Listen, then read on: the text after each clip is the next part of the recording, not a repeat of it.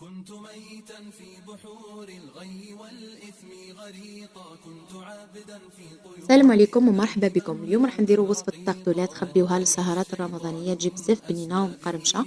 عندنا هنايا 125 غرام تاع زبدة، عندنا هنايا حبة تاع البيض، عندنا قرصة تاع ملح وشوية تاع لافاني، عندنا كاس تاع سكر كلاسي، وهنايا خميرة الكاطو راح نديو منها، وعندنا زوز تاع فرينة، ومن بعد نزيدو الفرينة بالتدريج، يعني نحطو الكيسان الأولين ومن بعد نبقاو نزيدو. هنايا أول حاجة حطيت هذيك الزبدة تاعي ضربتها مع سكر جلاسي مليح مليح، ومن بعد زدت عليها هنايا لافاني، وزدت عليها القرصة تاع الملح، وزدت عليها الحبة تاع البيض، وكيما قلت لكم هنايا الخميرة تاع الكاطو نديرو قرصة صغيرة برك، ما نكتروش، نتشا برك وفرات، ونزيدو نضربوهم مليح مليح. ومن بعد هنايا كي نكملو نحطو هذيك الفرينة، نحطو زوز كيسان كاملين، ونبقاو نزيدو في الفرينة حتى تتلم معانا عجينة طرية. أنا هنا درت 3 كيسان، يعني درت معاكم زوز كيسان ولا حرقت لها كاس خلاف وخليتها هنا طرية.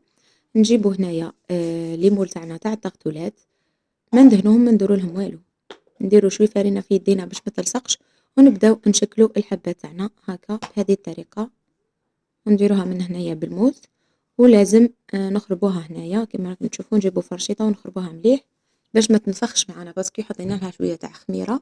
هنايا كمية الحبات كامل نحطهم يطيبوا، ونروحو نديرو الحشو تاعها، نروحو نديرو الكريمة. عندنا هنا الكريمة تاعنا واش راح نحتاجو فيها؟ راح نحتاجو حليب، وراح نحتاجو نشا، وحبة بيض، والسكر لازم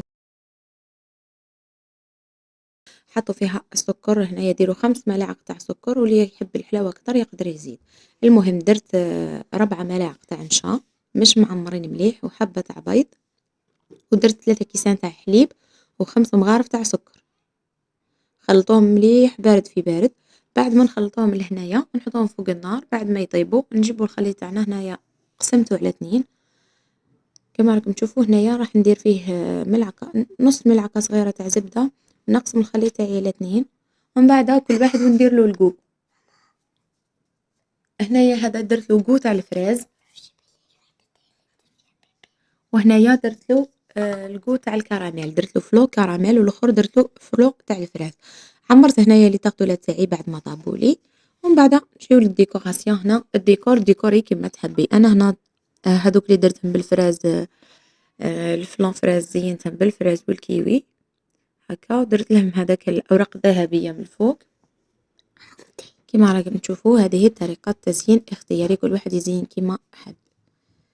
هكا ديروا شوية تاع الأوراق هذوك الذهبية